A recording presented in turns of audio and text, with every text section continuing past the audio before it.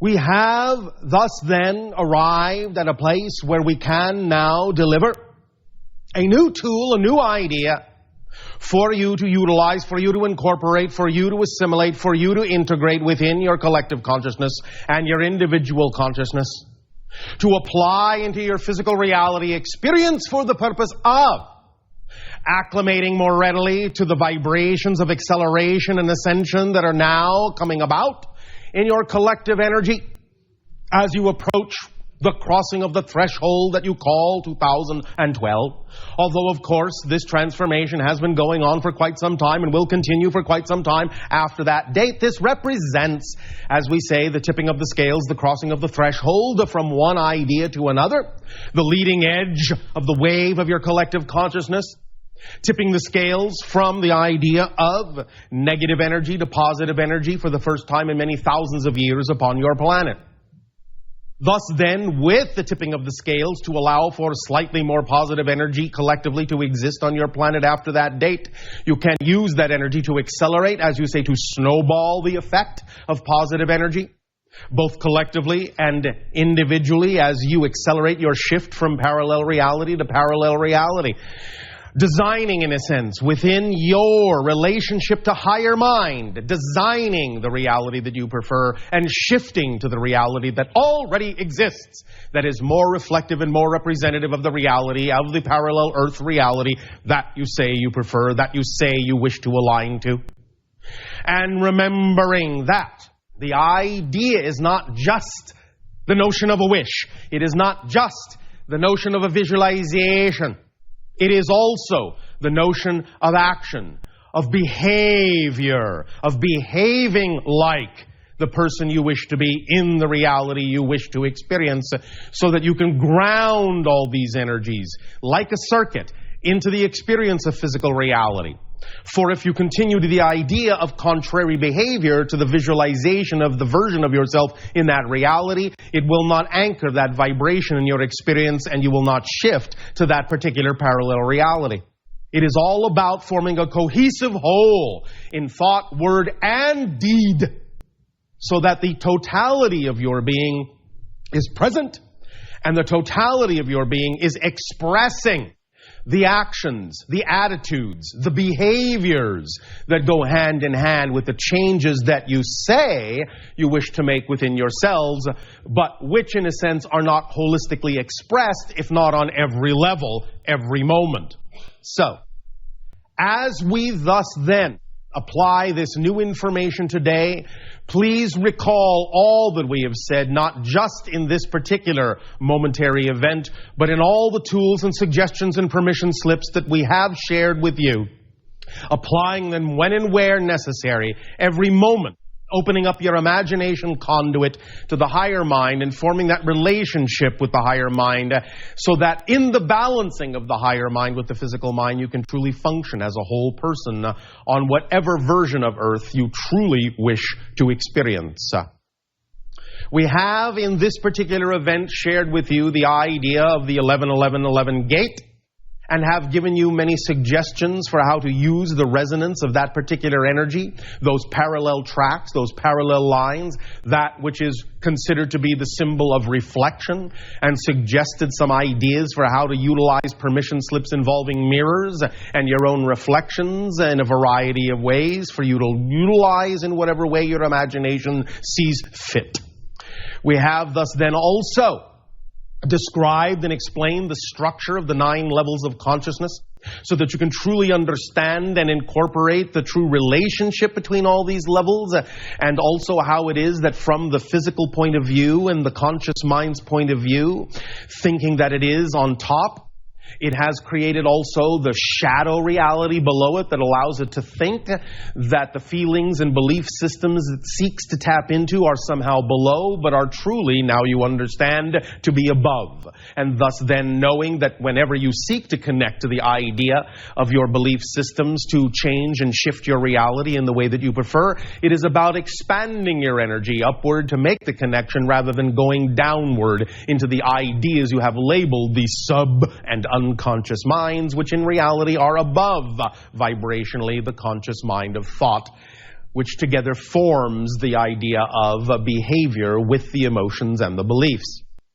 Using the template level reality, freeing yourself to use it as a blueprint, to change those blueprints, to allow yourself more conscious recognition of your agreements, and to rearrange the idea of the themes that you chose to explore so that you become transparent to yourself in such a manner as to call forth again, acting holistically, the vibrations and the state of being that are representative of the reality you prefer, and in so aligning with those vibrations in attitudes of gratitude and expressions of calm and peace and creativity and love, and acting on your passion every moment that you can to the best of your ability with absolutely zero expectation for how it should all work out. You will thus then be squarely in the center with your magnetic compass needle pointing to your true self, moving forward along the path through the concept of space and time that you have created yourself to experience as part of the way of knowing creation, part of the way of experiencing process, part of the way of expanding your consciousness and imprinting your soul with the idea of a unique spirit that adds to the totality of the experience of how all that is experiences itself. Thus then, this day of your time, we will add now the notion, to cap this off, of what we have called the laws of attraction and repulsion, and the ways in which you use them and the ways in which you can use this very simple but very powerfully profound idea and notion to aid and assist you in accelerating your energy, so that you can match the frequencies coming in, radiating from the leading edge of the collective consciousness as you cross the threshold in 2012, and also so that you may have more clarity and a better capacity, shall we say, to transform very rapidly the idea of any beliefs that you wish to transform, and letting go of those which do not resonate in compatibility with you, and allowing those that do resonate in alignment with your true self to come to the forefront and be incorporated and integrated within the totality of your being. Thus then, let us begin to examine the idea of the laws of attraction and repulsion. Now, we have in some ways covered these ideas from a variety of perspectives and have many times used other words in which to describe these things. And as we move forward in this description and explanation today of your time, we will also, as usual, to illustrate the point, provide a couple of different permission slip exercises that we will take you through. One to begin with in the first part of this transmission, and one in conjunction with your holotope experience later on as you know time to exist. The idea, however, is profoundly simple. Understanding, as we have already explained on several occasions, that the idea is that you are resonant frequency energy, that your consciousness vibrates at a certain pitch, that you yourself have a particular signature vibration that represents your unique beingness.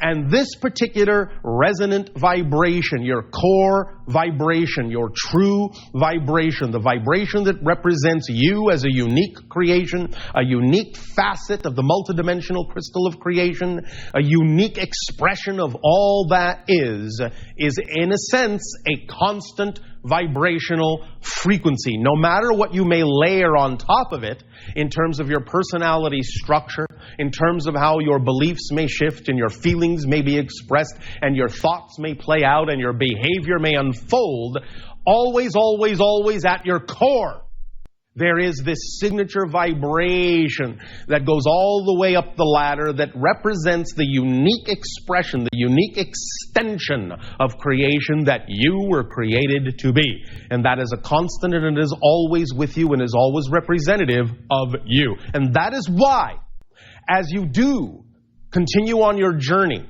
in this life, in the idea of the afterlife, in other lives, you will find that the more you integrate and the more you become more of yourself and the more you expand in spirit and soul and the more you take the place in the oversoul and above and beyond all that, into all that is, you will find that the perspective you will always retain will be as if all that integration is happening to you. And this will be the perspective you will maintain even in arriving at the level you call all that is. It will be as if you have become all that is. But this perspective, paradoxically, will be experienced by every single facet of all that is. Each aspect, each facet will experience itself in time becoming all that is. And thus then all that is contains all the pieces experiencing themselves ultimately as all that is. This is the holographic nature and the holographic structure of existence, in that every single piece of the whole contains the whole, can express the whole on some level in some way, so that each piece contains all the information of the whole. And in knowing that, you yourself know that you have all the information you need to be whatever unique experience you have chosen to be. And can know that it is always with you, can always be tapped into, can always be downloaded into you. And you don't really have to go seeking anywhere to find it. It's all here, it's all now, because there is only one moment in creation. Now, and now. Always now, never then, never when, never sometime to be. Always it is now, and everything you call a different moment is just the same now from a different point of view. So the idea thus then of the vibrations of attraction and repulsion have been talked about in your society now in recent times with great fervor and great acceleration, because it is now the recognition that this is a true vibratory principle that you can utilize in your life in a variety of ways. That having been said, many of the concepts, many of the ways in which this has been expressed, all well and good, all germane, all perfect for what they are, have in some ways now orbited around the central idea of how this mechanism actually functions. Many of you have a certain idea that when you talk about the law of attraction, you know that if you order your frequency to a certain level, in a sense, if you pattern yourself in a certain way, you will attract those things that are of similar vibration. And in a sense, that is so. And you know that if you allow yourself to be out of alignment with your true self, you will attract things, in a sense, that are of the vibration of misalignment. And in a sense, that is so. And you know that when you have a vibration that is not compatible with something else, you know that the law of repulsion will come into play, in that those things that exhibit more and more incompatibility, vibrationally speaking, will drift farther, and farther apart from each other until such time as those things that are truly incompatible with one another will simply cease to experience one another, because they will no longer really be sharing any kind of an agreement of the same reality experience. This is the other thing that we have also mentioned about in the crossing of the threshold in 2012, and what we have referred to by analogy as the train station. The idea that you have many tracks and they all go through this station. But after they go through this station, they start to split apart to go to their own individual destinations.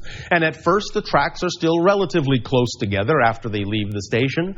But the longer the train travels, the farther apart it will get from any other train, from any other track. And so it becomes, in a sense, less likely that you'll be capable of shifting from train to train, from track to track, the farther apart the trains and the tracks get. And this is why it is so important now, in this time, to be on the track you really wish to be on.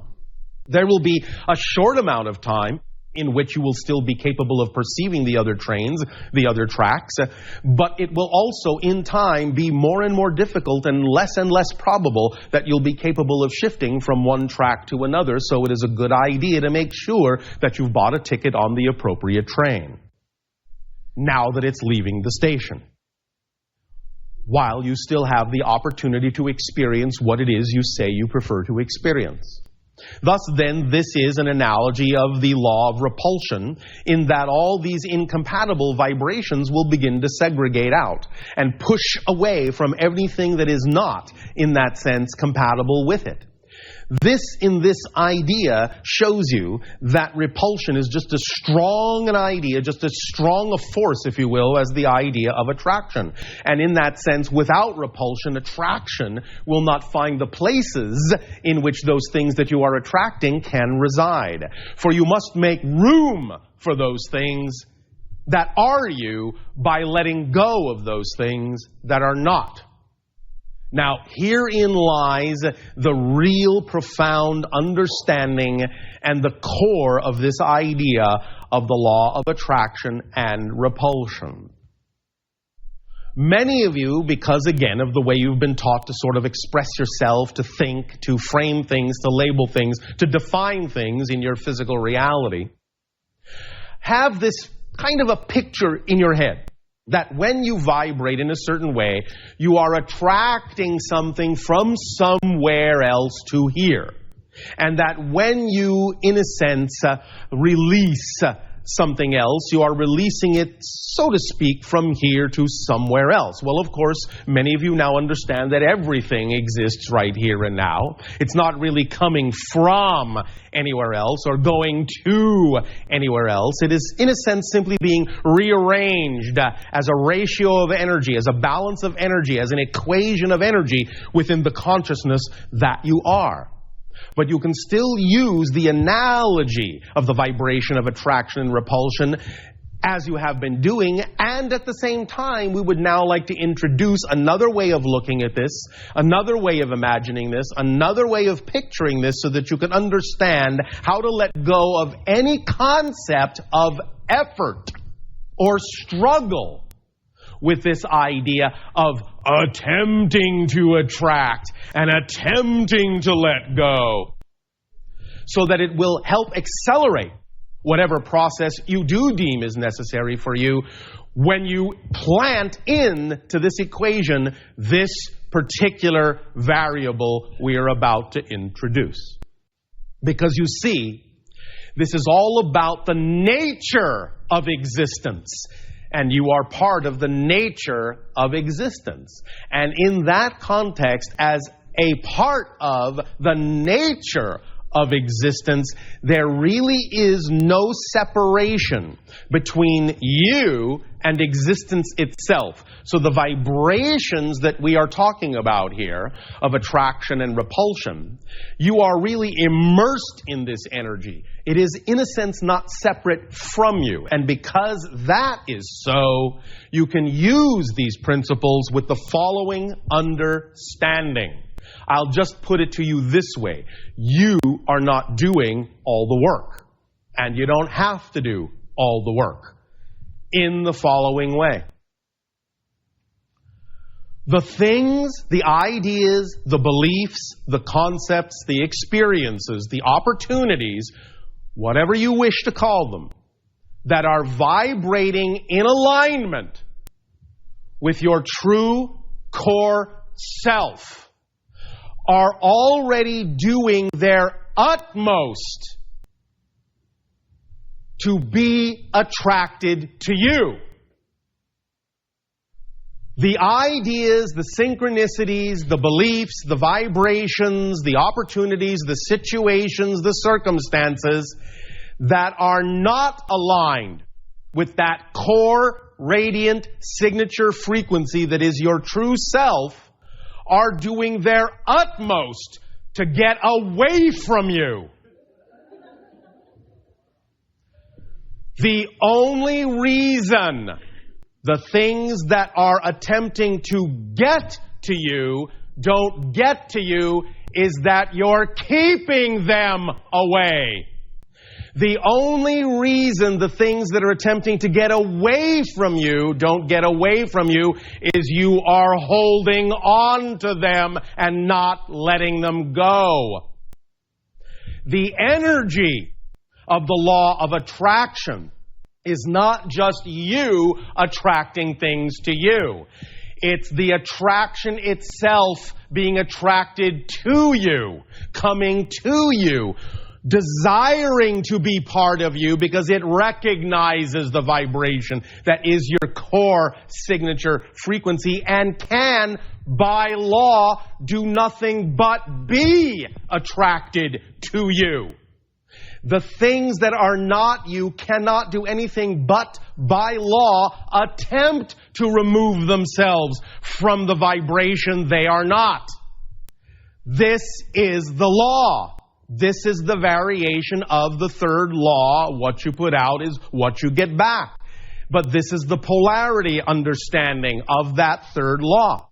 That reality itself, existence itself, creation itself, nature itself is vibrating in these ways, and these vibrations can only align with similar vibrations and must move away from what they are not compatible with, unless and because you have been given the free will and the ability to choose to keep something at bay that is attempting to attract itself to you, or hold on to something tightly that is attempting to escape from you.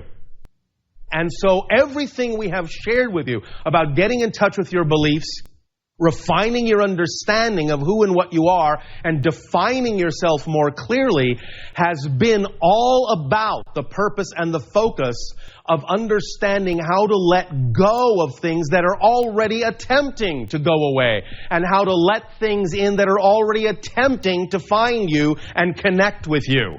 You are not doing the work in that sense of attracting and repulsing. The attraction principle and the repulsion principles are automatically built into nature. You are only doing the work of letting the things in that want to come in and letting go of the things that want to go. That's the work you're doing. You don't actually have to learn how to attract. You don't actually have to learn how to repel. You just have to learn to let in, and you have to learn to let go. That's all you need to do. Now, doesn't that sound a little more simple? How are you all?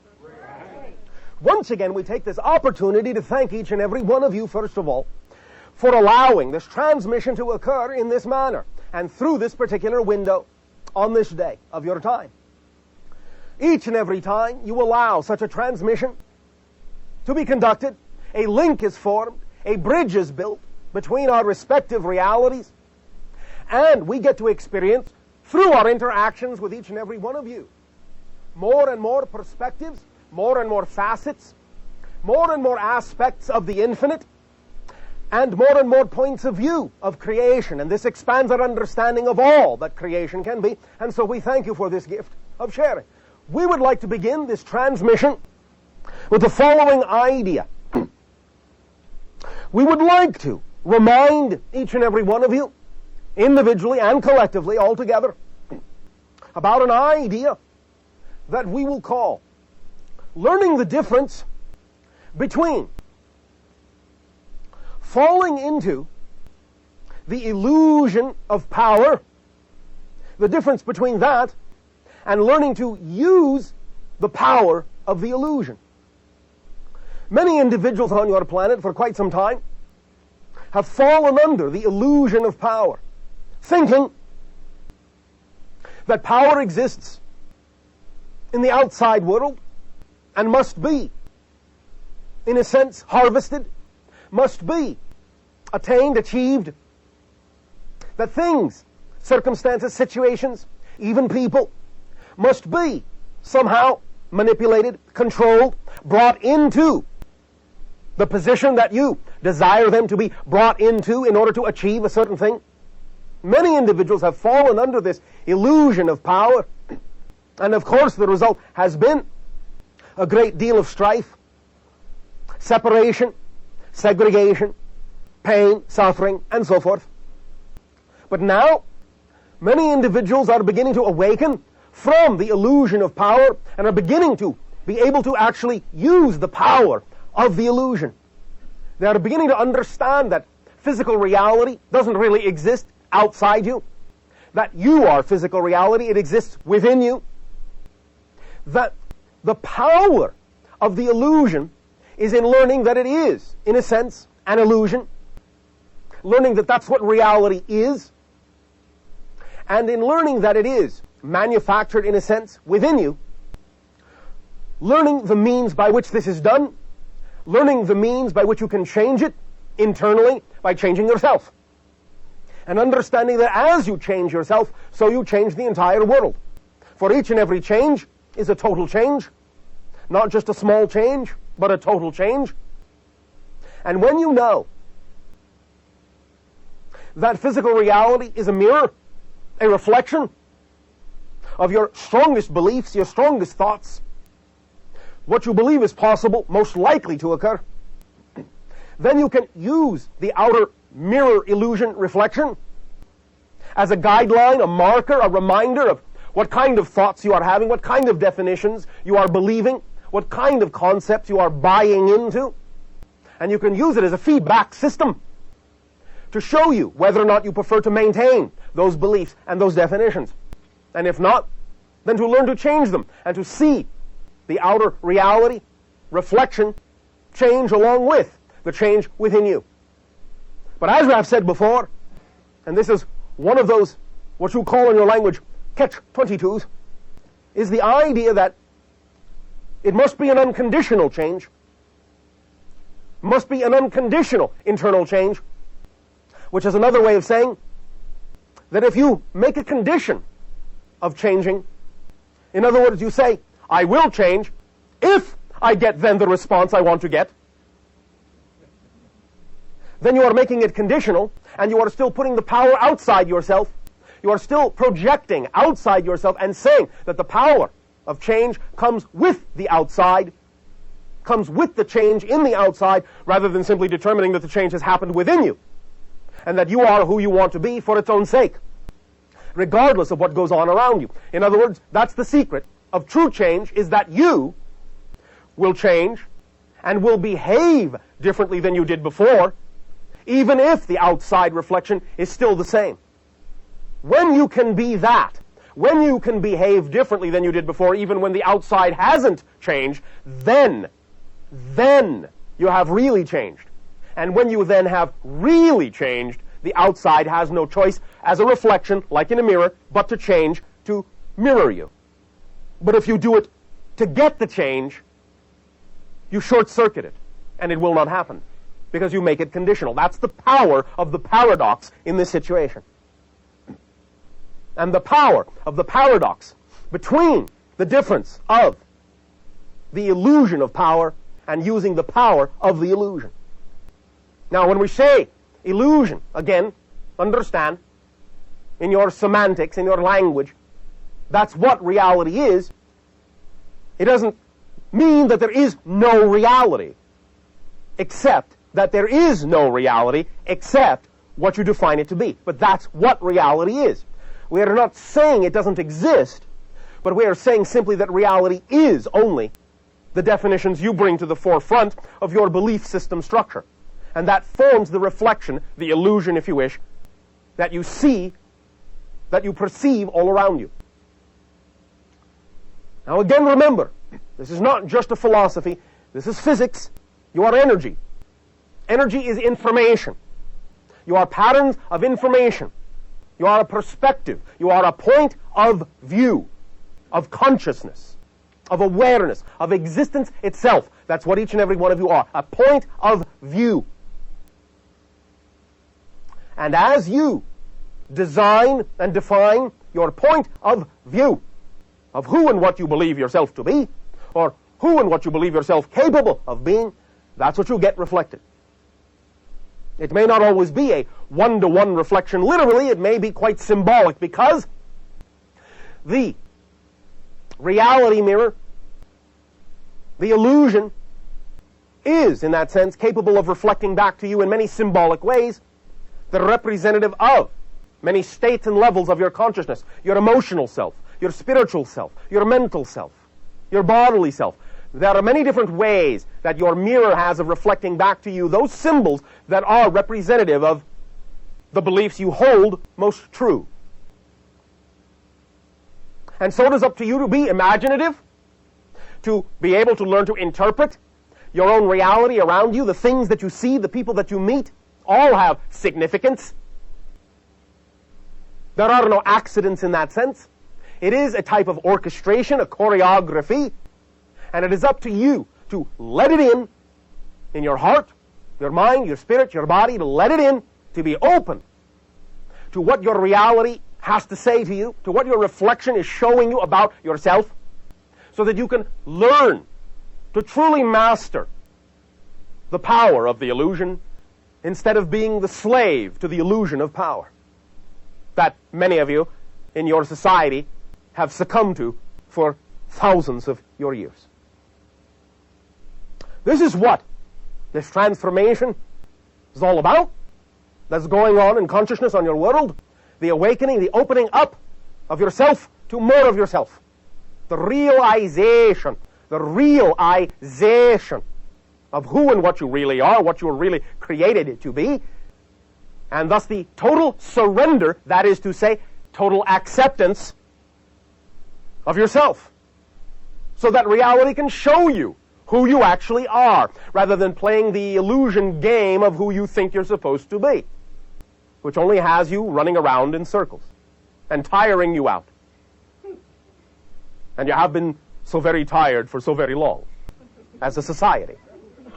Time to energize and wake up, and the way you will do that is to surrender to who you are. Accept who you really are in your heart of hearts as a dreamer, as an imaginative creator, and accept reality as a reflection of you. You're not a victim in any way, shape, or form, on any level whatsoever, unless you decide that's the game you want to play. And if you do, it will be allowed, because you are always supported in everything you decide is true. Because, again, infinite creation is nothing but unconditional allowance and love, and will allow you, through its unconditional support and love, to have any game scenario you want. Even a game scenario wherein you can pretend you are not loved. It loves you that much. And so use that love to your advantage, and allow yourself to wake up into that love, to love yourself, and to understand that anything at all is possible for you within the context of the reality that you have chosen, and that you are now expanding even the definition of that reality now that you understand, or at least are beginning to understand, the power behind the illusion. So, as it expands, you will expand, possibilities will expand, reality will change, and you have begun to see many of the symptoms of that as space and time become very much more slippery. And things are not quite so rigid. And all the different belief systems that have existed on your planet for thousands of years are now all coming out at once onto the table, battling it out, in a sense. Positive, negative, pro and con, everything coming to the surface, all the deep, dark secrets, all the fears, all the doubts, along with all the possibilities of infinite joy, all coming out on the table all at once, so you can choose, because that is the ultimate tool of freedom and power.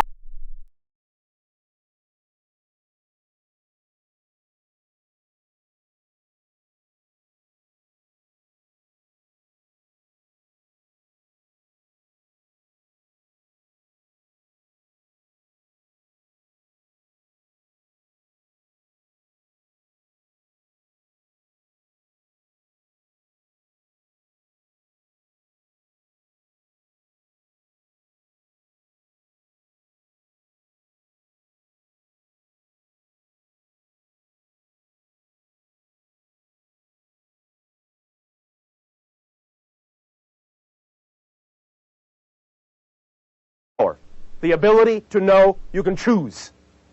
And that's all there is to it.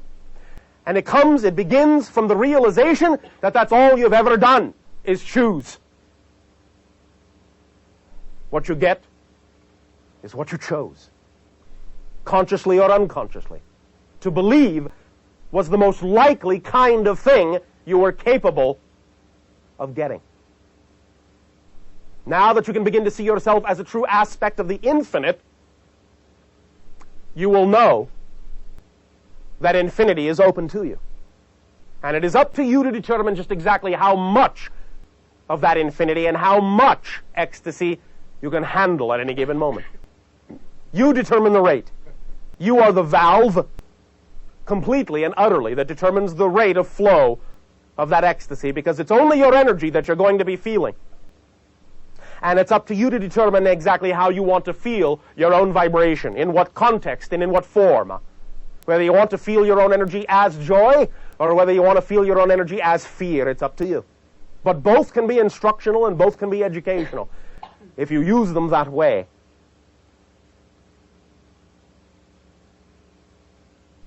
We will once again thank you for allowing us to experience each and every one of you in this link, in this transmission. And we now ask, in what way may we now be of service to you? You! Good day. Good day, Bashar. Speak up so that all may hear what you have to share. Good day, Bashar. Thank you. Good day. Wanted to find out when you actually come to visit us. You have told me before that we will know. Yes. But for me as an individual, will I be able to have direct contact with you? That I cannot say. You will most likely have some direct contact with some member of my species, but I cannot say whether that will actually culminate in a one-to-one contact with my own actual personage. Because I would very much look... I understand, and you do not have to patronize or patronage me. The idea simply is that none of these things on that specific level are yet completely decided because of the ebb and flux and flow of how every one of you are creating your reality as you go. Therefore, understand, we are meeting this way now, and this is as real in a sense as it gets.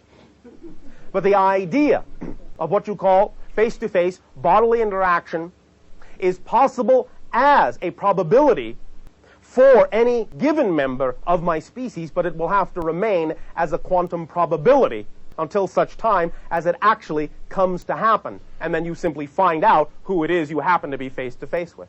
Well, based on the way the energy reads now, can you give me a probability of meeting you again? Meeting you in person? About 17%. Any idea why that low? Why is that low? It's 17% higher than 0. True.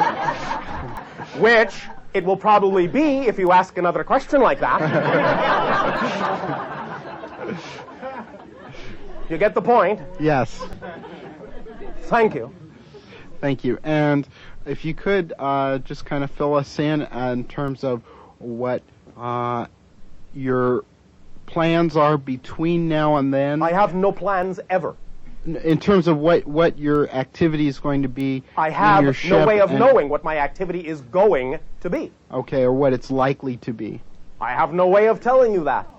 Okay, what about what you're doing, your current position now? Are you still above Cairo? 2,500 miles, yes. Okay, still 2,500 miles. I have not yet been 2,500 miles.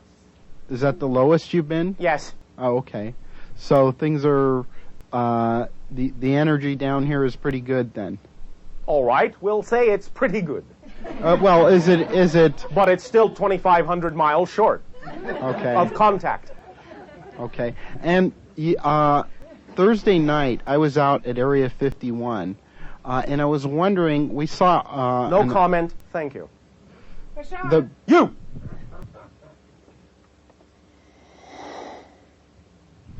Good day. And to you, good day. I would like to ask, can you explain to us what the photon belt is? Yes. Are we experiencing it? Yes. And how can we access this for our own selves? Thank you. Your third question, in a sense, is actually something that can be answered by the first two. Because of what the concept of the photon belt is, will show you how your third question is already answered. The photon belt, even though there will be and is an exteriorized representation of this concept, is something that is representative of the collective consciousness of your own people. In other words, to use an analogy, you are familiar with the idea that as your technology sought to break the sound barrier, and as you built machines that got closer and closer and closer to breaking the sound barrier, there would be a type of buildup, a shock wave that made it seem more and more difficult to go through that barrier, a type of resistance built up ahead of the aircraft until such time as the aircraft actually then finally broke through, and after it broke through that particular barrier, then it went much faster and the going, as you say, was much smoother. But until it broke through, there was a buildup and a resistance. Do you follow me so far by analogy? Yes. This photon belt is such an analogy, such an idea. The collective consciousness of your entire planet, its idea of crossing a threshold, its recognition of there being the ending of a cycle and the beginning of a new cycle is causing a buildup of energy. This buildup of consciousness energy expresses itself in your physical reality as electromagnetic energy fields. This electromagnetic energy field that is being referred to as the photon belt is simply the physical representation of the threshold that you're all going through, that you're all crossing, in a sense. It is the resistance you all have to being your full selves. But as you get closer and closer and closer and closer to being your full selves, the resistance will actually seem to be greater and greater and greater and greater and greater until such time as you simply allow yourselves to be your full selves, and then, with a bang, in a sense, you will cross the threshold, and it will be smoother sailing on the other side. And therefore, as this then answers your third question by letting you understand that the more you simply allow yourself to be who you really are, and accept yourself and give yourself unconditional love, the smoother the sailing will be, and the quicker you will be able to cross through that threshold, and the smoother any particular manifestations in physical reality will be. Do you follow that? Yes. Does that answer your question? I believe it does, but I had this thought from other people that kind of said there was some kind of stuff that we were going to pass through it. So we're going to pass... I just told you, yes. We're going to pass through our own consciousness and That our is own what you thoughts. are doing, and your own consciousness does create an electromagnetic effect, and so there will be some outside effects, but the way in which you choose to go through your own consciousness, the way in which you choose to become yourself, the smoother you do that, the smoother the effects will be outwardly. Do you follow that? Yes, I do. Does that help you? Yes, it does. Thank you. Thank you. Bashar. You. Good day. Good day. I've developed this speech problem. Speech challenge. Speech challenge. Yes. Pretty good, yeah. Over the last 3 months or so. All right. And so in the... Can you be more specific about what you are experiencing symptomologically? Well, my thoughts, what I'm trying to say doesn't come out. What I am thinking doesn't, Yes. my voice will not say those words. Maybe you don't need to say so much. I've considered that. Oh, all right. Now, I am not attempting to be facetious, Yeah. but the idea really can have some merit. Mm-hmm. It might be simply that you need to understand you're going through a transitional state, and that sometimes certain kinds of transitional states your people will go through will actually mean you do need a type of meditative withdrawal. Yeah. You do need to go more into the center of yourself and not really communicate outwardly as much as you think you need to. In other words, say more with less. I understand. This really is the reflective analogy, because this is the very crux, the very heart of learning the power of your being, to be able to do more with less. Mm-hmm. You see, this is the secret of all abundance and all creativity and all manifestation. When you learn to do more with less, you will then need to do less to get more. That's what you need to do. And so this is your way, through this communicative style, is your way right now. It may change, but it's your way right now of slowing yourself down in a sense, seemingly slowing yourself down, so that you can actually paradoxically speed up. But you have to pull yourself in a little bit, let it be all right to be in this space, and change the rate at which and the style in which you communicate, so that you can learn to communicate more efficiently, more effectively, really, truly, by saying more with less. Because remember, the greatest power requires the gentlest touch to get something done. The more you have to do, the less powerful you actually think you are. The greatest power requires the lightest touch and gets everything done. Does that make sense? Yeah. So a lot of relax sense. into yourself, find the new pace within you, and synchronize. Let yourself synchronize.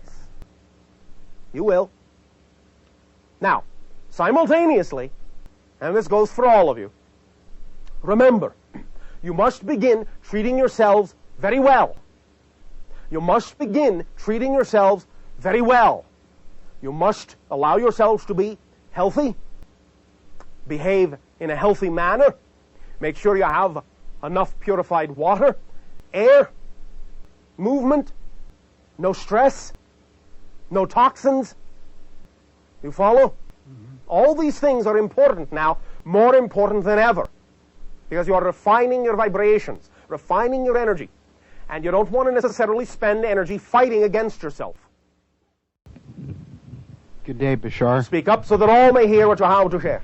Good day, Bashar. Thank you. Good day. Wanted to find out when you actually come to visit us. You have told me before that we will know. Yes. But for me as an individual, will I be able to have direct contact with you? That I cannot say. You will most likely have some direct contact with some member of my species, but I cannot say whether that will actually culminate in a one-to-one contact with my own actual personage. Because I would very much look... I understand, and you do not have to patronize or patronage me. The idea simply is that none of these things on that specific level are yet completely decided because of the ebb and flux and flow of how every one of you are creating your reality as you go. Therefore, understand, we are meeting this way now, and this is as real in a sense as it gets. But the idea of what you call face-to-face bodily interaction is possible as a probability for any given member of my species, but it will have to remain as a quantum probability until such time as it actually comes to happen. And then you simply find out who it is you happen to be face-to-face with. Well, based on the way the energy reads now, can you give me a probability of meeting you again? Meeting you in person? About 17%. Any idea why that low? Why is that low? It's 17% higher than 0. True. Which it will probably be if you ask another question like that. You get the point? Yes. Thank you. Thank you. And if you could just kind of fill us in terms of what your plans are between now and then. I have no plans ever. In terms of what your activity is going to be. I have your ship no way of knowing what my activity is going to be. Okay, or what it's likely to be. I have no way of telling you that. Okay, what about what you're doing, your current position now? Are you still above Cairo? 2,500 miles, yes. Okay, still 2,500 miles. I have not yet been 2,500 miles. Is that the lowest you've been? Yes. Oh, okay. So things are, the energy down here is pretty good then. All right, we'll say it's pretty good. Well, is it? But it's still 2,500 miles short of contact.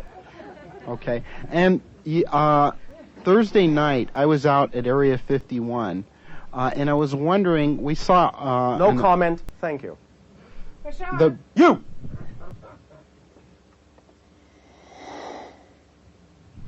Good day. And to you, good day. I would like to ask, can you explain to us what the photon belt is? Yes. Are we experiencing it? Yes. And how can we access this for our own selves? Thank you.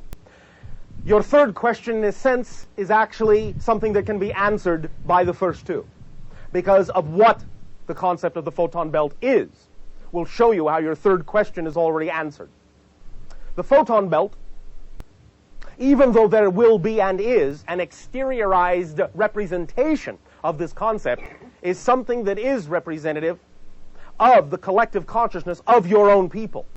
In other words, to use an analogy, you are familiar with the idea that as your technology sought to break the sound barrier, and as you built machines that got closer and closer and closer to breaking the sound barrier, there would be a type of buildup, a shock wave that made it seem more and more difficult to go through that barrier, a type of resistance built up ahead of the aircraft until such time as the aircraft actually then finally broke through, and after it broke through that particular barrier, then it went much faster and the going, as you say, was much smoother.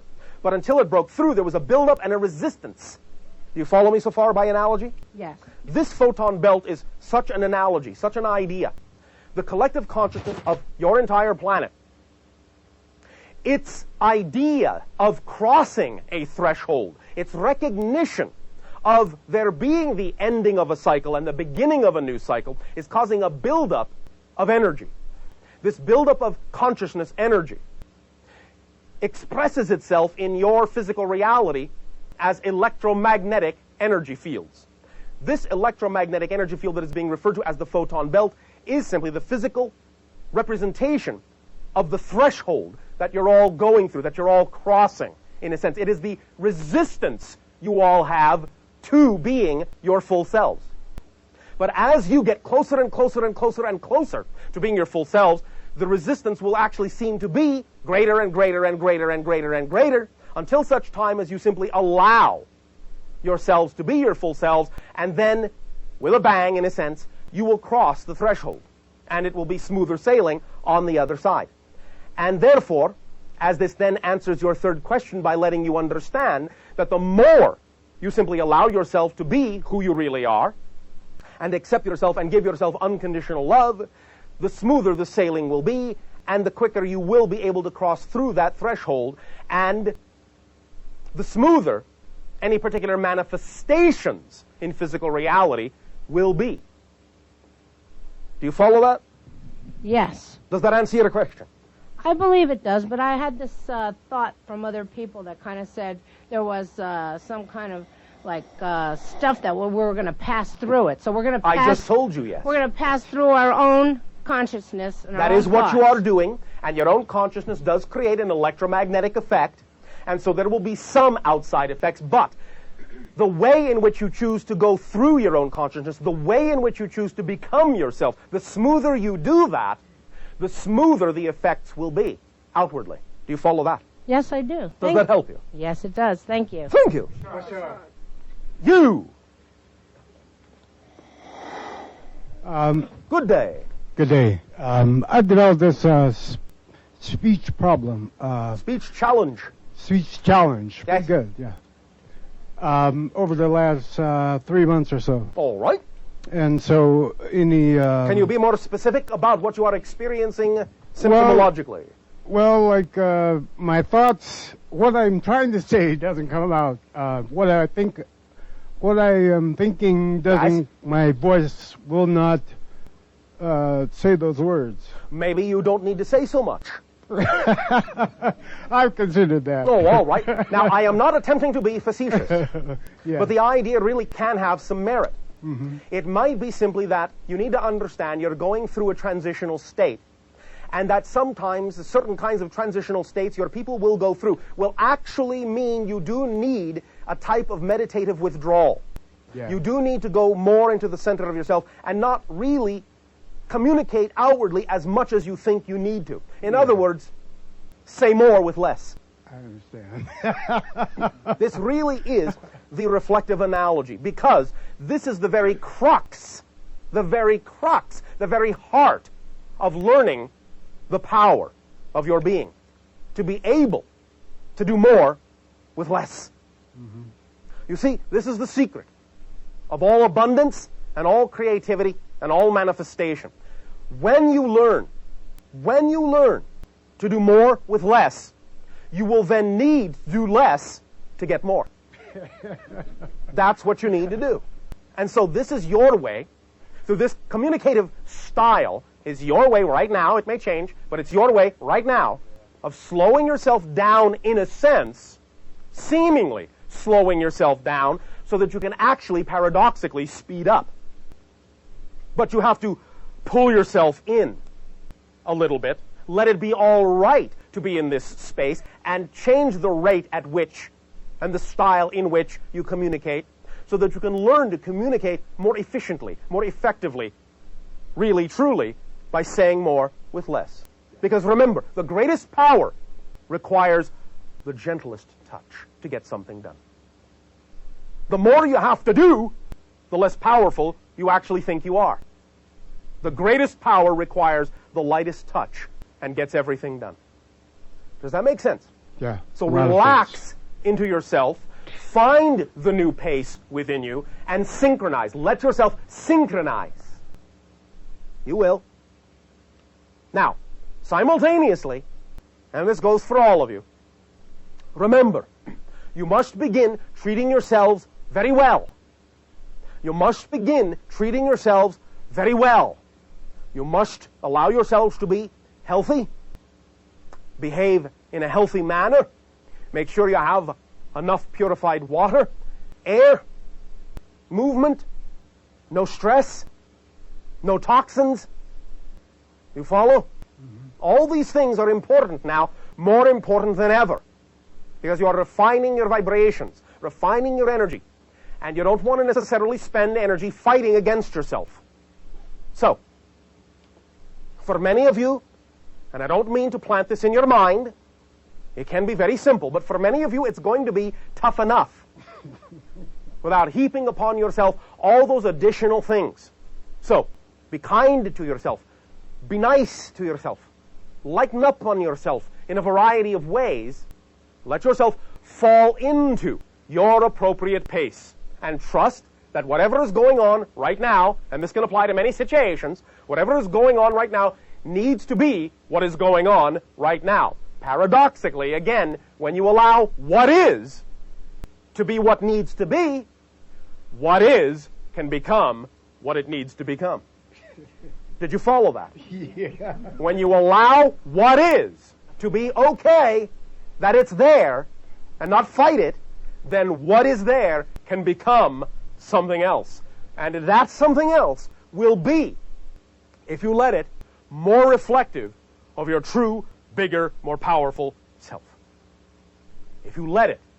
Notice I said, you don't have to make it. Just if you let it. Because life is allowance. You follow? Thank you. Does this help you? Yes. Have I used too many words to explain this to you? No. Thank you. Male, then female. Number one, do you know who you are? Yes. All right. Number two, do you know who you are? Yes. All right. Good day, Bashar. And to you, good day. Bashar, a few weeks ago you talked about a template moving into place Yes. over the next 2.5 years. Yes. Template grinding into place. Right, 2001. Yes. And that there was, in a sense, a window of time for us to surrender to ourselves. Yes. Past that moment, Things will be a little more difficult for you. a little more difficult. Only in the sense that if you want to align, you'll have to align more quickly, and not that many of you are used to doing it that quickly. I'm not saying it is inherently more difficult. It is more difficult based on your patterns.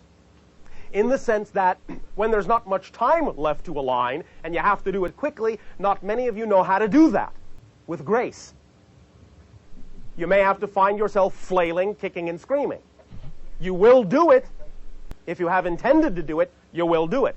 We're just letting you know that if you stop kicking and screaming now, if you let go now, things will be much smoother and much easier than they will be for you later, based on how quickly you yourself will want to accelerate later, and how uneasy that may make you feel simply because you're not used to it.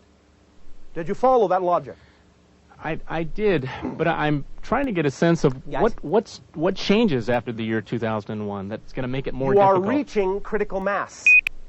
And it isn't just your year of 2001. That's one threshold. There are many beyond that as well, between 2001 and approximately 2013. It's like a series of stepping up gears. So the idea is that when enough of your society begins to arrive at a certain level of understanding, a certain awakening, a certain frequency, then that frequency acts as a trigger mechanism and makes it more likely for more people to also step up their frequency. So you have had so much attention for so long on your year of 2001, and also that your consciousness is using it as the shifting point in general of a cycle, that it is creating a critical mass. You follow? Yes, I do. It's like what you call a snap the whip. Okay. And thus then you will find that that wave will come along very quickly. Those who are ready to ride it will grab on and ride it smoothly, because they will have nothing holding them back, nothing weighing them down. Those who have that resistance issue, those weighty issues that they are still dealing with, may find it a little bit more difficult to hold on to the whip when the wave comes by. You follow me? Yes, I do. The wave analogy helps a lot. Oh, all right. Because, in a sense, it's within me, looking at the 2.5 years, I'm thinking, well, I better really get my act together so I can catch that wave, in a sense, between now and then. But don't do it in a worrisome or judgmental way. That's my point, because when you use the wave analogy, well, okay, now I'm on the beach, I'm on a board, and right. I have an opportunity to catch the wave. All right, well, very good, and you have made a good point. And the point you have made that is good and good for everyone in this particular gathering is that it is up to each and every one of you to decide how to interpret this concept. And your interpretation for you is correct. There isn't one way. You have all the basic same understanding of what kind of transition and change is going on energetically. It's up to you to decide exactly what the methodology shall be for how you will relate to it and how it will work best for you. Use whatever terminology and symbology works for you, and that will be correct. Why? Because you came up with it. Because you know what you're doing. Believe it or not, you know what you're doing. You have to trust that. You know what you're doing.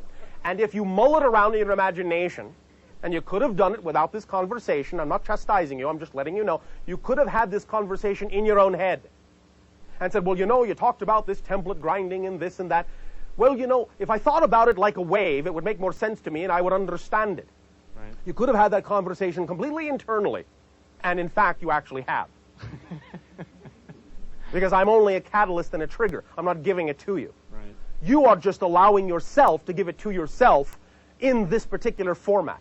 I understand. One of the things that I have learned from you over the years was that your own speed, your own time, we're infinite beings, what's the rush? Yes. And then when you threw in that template thing, that it seemed like a mixed message. I had to hurry for some reason. Oh, I see. And so that's what I was well, trying that to just shows you may have a few semantic bumps to smooth out within you. All right. That's all. Okay. Because it's all a matter of definition. And it's an opportunity for you to learn to trust yourself instead of all of a sudden hearing a word that you don't right understand and suddenly doubting that you have an understanding of the whole concept just because of that one word. Do you follow? Yes. The idea is to say, no, wait a minute, I did understand it, and just because this word doesn't seem to fit doesn't mean I don't understand it now. Find a way to make yourself know you understand it. Well, that's pretty much what I had to do. It was like, well, wait a minute, I don't get it the way he's saying it. I'm going to follow my own way. Thank you. That is what we have always implored all of you to do. Follow your own way. That's what counts. Okay. Does that help you? Yes, it does. Well, thank you. Thank you, Bashar. Number 2. Hello, Bashar. And you good day. It's been a while. Oh, all right, if you insist. Speak up and be bold so that all may hear what you have to share. First, I wanted to say thank you. All right, thank you. And you're welcome. I was sort of out in the blue, you might say, and got a hold of your tapes, which sort of explained what was happening to me. All right. Thank you for your synchronicity and explaining it to yourself. By using us as a reflection. Okay. A friend of mine is in contact with some ETs. Yes. And they state that they will soon be in contact with myself and my mate. All right. Could you by any chance I trust you're not asking me to verify that. No. Just give me some idea of where they're from. Nope. Okay. Next question. Yes. If you're living in a toxic area and Yes. need to do that for a little bit longer, how can you keep it from overpowering you, so to speak? You can allow yourself to detoxify in the most natural and organic way possible. Many, many, many applications can be made of what you call natural herbs and such that act as very powerful detoxifiers, and when they are formulated correctly will allow you to go through these detoxifications in a smooth, transitional way. Avail yourself of these ideas and make sure they are as pure as possible. Okay, and one more question. Yes. I seem to be having a little bit of problem with my brain, they tell me. I see. And That is a conundrum. Yeah. And want me either to have an operation or to have parts burnt with radiation. I see. Which I choose not to do. I see. Again, Yeah. you may find that some of the ideas, depending upon the time frame and depending upon what you're doing with your own belief systems and what your belief systems most strongly believe they need to do, path of least resistance, allow yourself again to remember that again, if you have within you set up the structure of an appropriate time frame, you can still alleviate even this with the idea of detoxification in the utilization of pure herbal formulations. Okay. Thank you. What you need to do is make sure that your body is capable of repairing itself. And what this usually implies is that you have to oxygenate it, make sure enough blood is getting to every part of your body, make sure you have enough water so that the cells can flush the toxins out, and so forth.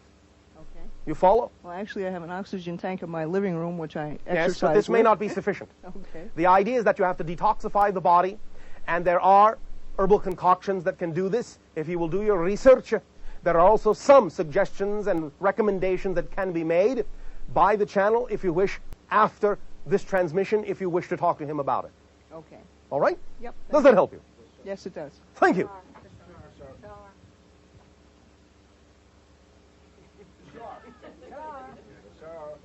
1, 2, 3. Number 2, do you know who you are? Yes. Number 3. Male. Yes. Not you. You are number 1. Number 3. Yes. All right, thank you. Number 1, good day. Good day, Bashar. I want to thank you for being here. I am not there, but thank you for the sentiment. Well, we are together somehow. Yes. Through the years, and thank you these connections with lessons which I learned from you, I improved a lot. You have learned these from yourself, but thank you. Thank you. And I have a particular question. Yes. Through meditation, I have a year ago received an information for certain place in Arizona, certain name of town, surroundings, and so on and so forth. Yes, for what purpose, toward what end? It was for finding something like archaeological thing, which consists of 7 plates, which are made from gold or bronze or some yellow material, and something written over them. Yes. I've been so far 4 times there, and I actually discovered the place which came in my meditation. All right. And the information which I had is somehow these plates are connected with Asian Martian visit here, a connection. Not all of them. Connection with Indians and forming a new civilization like Aztec civilization or something like that. Yes, in a sense. Now, I would like to ask you, I have 2 questions. One of them is if you can track in your collective memory what actually happened, where these plates came from. And my second question is how to proceed with the legal system existing here. What should I do with them? Yeah, if I, for instance, if I dig them out. Yes. You're not going to dig them out right away. No, yeah, I can go in jail because I have to go through certain procedures and I don't know how to do it. All right, well, why don't you research and find out? What stops you from finding out how to do it? Well, the way I consider to do it is to go with the local Indians and to, because it's in regarding their history, and to do something with the tribe. Yes, well, why don't you ask them? Well, that's my next visit, which will be about 15 days from now. Oh, well, then what are you talking to me for? Well, I'm asking you if you can track exactly what happened, how these plates arrived there. I am not allowed to. You are in mid-process. I cannot interrupt this flow. It is not something that I need to have access of information for. And that tells me that you need to continue as you're continuing, not worry about the legalities, but do what needs to be done.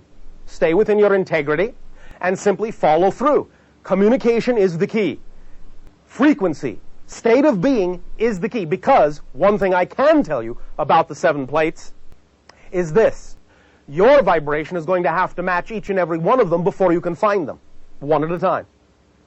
And as you match their frequency, the plates will, in a sense, step you up a notch each time. And you will know more as you go. But at first, involve those who are involved. Dialogue with them, engage them, communicate, be open, have them help you, let them guide you in that sense. Timing will show you the way. All right? Thank you very much. Thank you.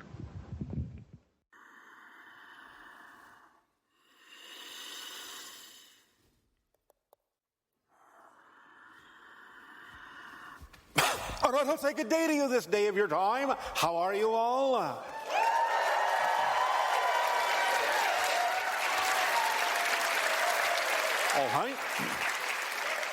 All right, we'll take that as an okay. We thank you all with deep appreciation for the co-creation this day of your time of this interaction and the allowance of this transmission. Our unconditional love to you all, and let us begin. We have titled this transmission, Sedona, the Interdimensional City. The idea being that because of the nature of the vortex of energy that exists in this area, it is connected to many different realms, many different realities, many different dimensions. And so we would like to discuss the ways in which you may use this portal, this energy, to connect to more of yourself, bring more of yourself through, that being your greater self, not just your physical minds, but connecting more readily with your higher mind, with your greater being, with parallel realities, with Source, and your guides, and all who are willing to be of assistance to you. The first thing we would like to explain is the idea of that connection, because we know many of you ask for assistance, ask for help, pray for guidance, but I remind you, prayer is not about asking for something you don't have. Prayer is a state of grace, a state of being, in which you express appreciation and gratitude for what already exists. Because you have all the help you can possibly be given already. It's about allowing yourself to be more aware of the help you are already receiving, rather than asking for something you are not being given. Keep it in present tense, for that's where everything exists, in the right here and the right now. We have before talked about the idea, just to use a similar Earth analogy, of the AAA formula. When you need assistance, you call AAA. But this AAA is the idea of acknowledging what you have, being in appreciation for what you have, and allowing what needs to happen next to happen. So acknowledging, appreciating, and allowing are the states of being that represent your ability to allow you to know you are receiving what you need and to be more open to perceiving it. It is the allowance that allows you to perceive what it is you are already being given, because you are always being given it. It is never withheld, not for one moment. As we have said, based on the idea you call the law of attraction, it isn't wrong that you have to be of the vibration to attract what you need, but many people have a little bit of a misunderstanding as to what that really means. And so, as we have explained, your core frequency, your true essential vibration, is already attracting everything you need as powerfully as it can be. So it's not about having to learn that particular frequency. You're already radiating that frequency every moment of your existence. It is pouring out of you. The idea is to stop getting in the way of allowing it to attract what you need. So it's not about having to learn something you're not already doing. It's about letting go of those fear-based or negative belief systems or erroneous assumptions and definitions that are impeding your core vibration from bringing you what you need in life. And notice that we have said what you need, not what you want. Sometimes your wants and needs can coincide, but very often the want may be the result of a misunderstanding in the ego structure to make you think you need something that really isn't necessarily as relevant as you might think or as you might wish. But if you have what you need, your lives will be fulfilled. You will live a life of joy because the needs are what will support you in every endeavor that is representative of your truth, of your passion, of your true path in life. If you have what you need, you have everything. Again, sometimes if you are in touch and in tune with your true self, then your wants and needs may coincide. And at the very least, if you're going to want what you need, because that will give you everything. The idea now of being in this vortex, it is a magnifier and an amplifier of what you bring with you into it. Positive, neutral, and negative. It is very important in this reflective mirror, this magnifying mirror, to really deep down examine what you hold to be true, why you hold it to be true, and really with honesty deeply investigate yourself, your beliefs, your definitions, and ponder why you believe it is important to hold on to something. So allow yourself the opportunity to really get to know yourself. That ancient wisdom, know thyself, is the key. And in knowing yourself as clearly as you possibly can, you can more easily discern what it is that is truly important for you to hold on to as a belief, to understand why you're holding on to it, to understand why you may be holding on to things that don't necessarily serve you. Because once again, allow us to explain briefly what we call the motivational mechanism in all of you. Every single one of you operate this way. There are no exceptions. Not even you. The idea is it works this way. You will all immediately, instantly move in the direction of what you believe serves you. You will all immediately, automatically, and instantly move away from what you believe does not serve you. So if you can observe that you may be choosing things that do not serve you, if you understand the motivational mechanism, then you will understand that the only way that could happen, the only way that can happen, is if you have a belief that says that what it is that doesn't serve you is somehow better than the alternative. That you may have a fear that if you move in the direction of your truth, your passion, that something worse will happen than what you're already experiencing. And if you have that belief attached to your motivational mechanism, you will do everything in your power to avoid moving in the direction of your joy. Because your belief says that something worse will happen and that is something you should move away from as far as you possibly can.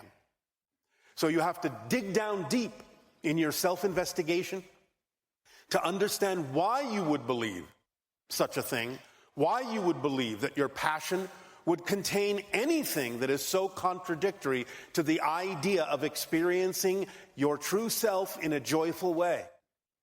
Because that's a contradictory definition to the idea of your passion, of who you truly are. Because what is your passion? As we have explained, your passion is the result of a communication from your higher mind saying, this is who you are. This is the next step on your path.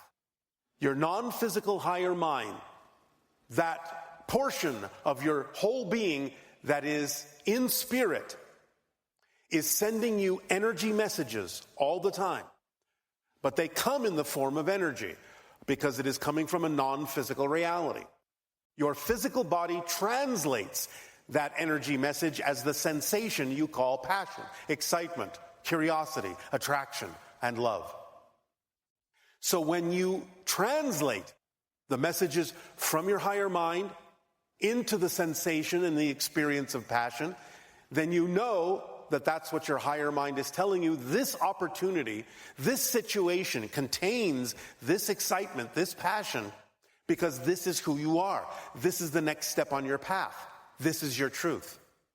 If you are willing to act on it, then you are responding to the higher mind, saying, yes, I heard you, and I'm willing to allow you to guide me. And if you thus act on it, you have responded to the higher mind with the language of physical reality, which is not words and not thoughts, but actions. Physical actions are the language of physical reality. It is representative of the commitment to take action on what the higher mind has told you is your next step in life. And once you do that, you set up the dialogue with your higher mind so that it can send you more opportunities to act on your passion. For why should it send you more opportunities if you haven't even acted on what it's already sent you? The idea is then you cause the ball to start rolling, and then it can gain momentum, and then the higher mind can bring you more opportunities and bigger opportunities to act on your passion. And it doesn't matter if it starts small. If you do not immediately know what your passion is, allow yourself to start simply in daily ways. At any given moment, you have a number of options available to you. Very simple daily things. You can take a walk, you can read a book, you can talk to a friend, you can eat a meal. Just pick what has even the tiniest bit more excitement than any other choice and act on that first to the best you can. No insistence, no assumption as to the outcome. See where it leads. Stay in a positive state. Examine any belief systems that are fear-based and negative that come up surrounding it. And just keep doing that. If you find you cannot tell the difference between two things, flip a coin. Because then it won't matter. Sometimes the coin flip may reveal to you what your true attraction is. Oh, heads I'll do A, and B I'll do tails this way. And if you flip it and it goes tails, you go, oh darn, I wish it was heads. Now you know, move in that direction. But if they're truly equal in excitement, truly equal in your ability to take action on them, then it doesn't matter which one you choose first, because one of the things that is connected to the idea of your passion is the organizing principle of synchronicity. And if that is not the correct path for you at that moment, synchronicity will create situations, circumstances, and opportunities that will turn you right around to the path that is. It's automatic. That's how it functions. It guides you. And I remind you that even though there is such a thing as negative synchronicity, so to speak, where you can compound the idea of fear-based beliefs and have a downward spiral in that direction, there are also two types of positive synchronicity. What we will call green light synchronicity and red light synchronicity, just like your traffic situation. The green light synchronicity says, here's an opportunity, and it says, go, act on it. You can act on it, and you can move forward. Red light synchronicity says, this may be representative of your passion, but don't take that action right now. No matter how hard you try, there's nothing you can seem to do about acting on that thing.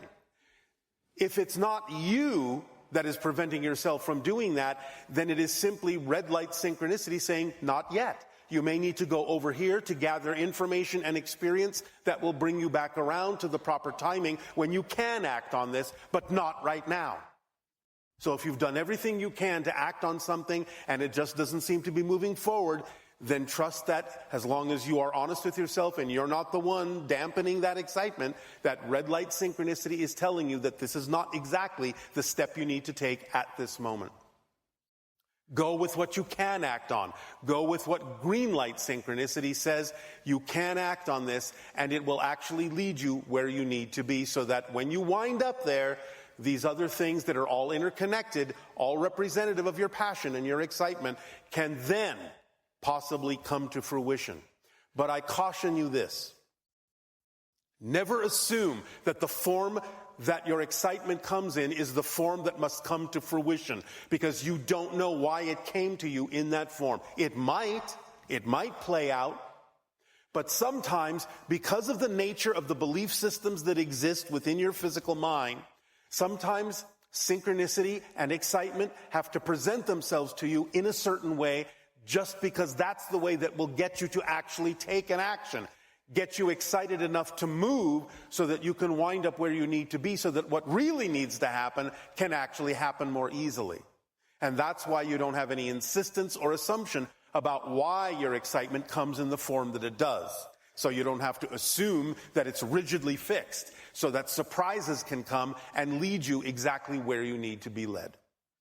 Does that all make sense to you so far? Yes. All right. We tell you these things in advance of the conversation that we are now going to have about the idea of the vortex being an interdimensional access point for you, because when you clarify yourself and when you understand how the formula that we've shared with all of you really works, and you use it very precisely, then the idea of the amplification and magnification of this energy vortex can really work to your advantage and really allow you to experience a great deal of acceleration in the direction of your true path. Now, let's talk a little bit about the idea of how you use already parallel realities to create the experiences in your life. You already have what you consider to be a timeline to your life. You linearly usually think of it going from A to Z. I'm going from the past to the future, through the present. But the present is all there is. The past and the future, in a sense, are just probable illusions. Probabilities that haven't yet really solidified until you solidify yourself in the present, until you define yourself clearly in the present, in whatever way, shape, or form you might do that, positively or negatively, or even neutrally. I remind you of this so that you understand that while you may think linearly that the future is not fixed, neither is the past. Listen carefully. What you define yourself to be in the here and now, which is all there is, in the present, right now, not only changes the probabilities of the future, but changes your past as well. Why? It works this way. Because you're experiencing the idea of physical reality, because you're experiencing the idea of cause and effect, you're separating them out. Oh, this causes this effect to happen. This must happen first so that this can happen. Because that's the way you experience the concept of space and time, because you have created physical reality to be viewed and experienced that way, anytime you make a change in your definition of who you are in the present, anytime you become literally a different person, a new person, your linear reality has to shift in a way that says, well, if you're a new person now, we have to alter the past to become the kind of past that would have led to who you are in the present. We have to change the cause so that the effect makes sense. So you're actually changing your past all the time, literally. Not metaphorically, literally. Now, you may not know that all the time, because again, as soon as you make that adjustment in the present, the past is going to bring with it the idea that that's always been your past, because that's what's going to make sense to you linearly. Even though 2 minutes ago you may have had a completely different past, you may not know that, because in order to function in physical reality in the present, you have to remember the past that makes sense for who you are now. And this is dynamically changing all the time. Now, because you are expanding your consciousness, because you are allowing yourself to be a little bit more aware of more of yourself, some of you are beginning to experience what you have labeled the Mandela effect, which is the idea that you are actually aware of the fact that the past has changed, and that one person can remember one past and another person can remember a completely different past for the exact same event. Now, that's not always the case. Sometimes it is just a slip of your memory. But sometimes it is the idea of recognizing that you have shifted the past in order to truly define who you are in the present, and that two people can have a memory of absolutely different histories, and both of them are real, because all parallel realities exist at the same time. Everything exists here and now. When your scientists begin to understand consciousness a little bit more thoroughly, they will understand that in their search for a so-called unified theory of physics, they have to include the idea of not only reducing all of the physical phenomenon in reality to a single idea that explains all of the effects, they have to reduce space and time as well. So, reducing the idea of space to its ultimate will be the idea of a single dimensionless point. Reducing the idea of time to its ultimate will be a single timeless moment. You can call the single dimensionless point here and the single timeless moment now. So everything becomes existing here and now, in lay terms. But once you do that, once you truly start to wrap your minds around the understanding that anything you can imagine in every parallel reality all exists simultaneously, all going on right now, you start to realize that what that really means is that there is only that single point of here, only that timeless moment of now, and therefore anything that you perceive as a different place, anything that you perceive as a different moment, is actually the same place and the same moment from a different point of view. Because there is only one place here and only one moment now. So everything you experience that appears to be stretched out into volumes of space and moments of time are all the same place and the same time from another vantage point, another perspective of that same here and now. That's how you create the idea and the experience of physical reality. Because I remind you of this very powerful recognition. Everyone, everything, you, us, all beings of any nature, your natural state is spirit. That's where you are right now. Right now. You have never left spirit. That's where you reside. That's your natural state. You are pretending to have left. You are dreaming that you have left. And that is called physical reality. Physical reality is a dream that your greater spirit, a part of your greater spirit, is having right now while you are in spirit. You're there right now. This is why, very often, when people pass on into spirit, you wonder, why don't they come back and say hello? Sometimes they may. But understand, you're there with them. They're not missing you. So the idea is they may show up now and then to remind you that it is only a portion of your spirit in the spirit realm that thinks it's not in the spirit realm anymore.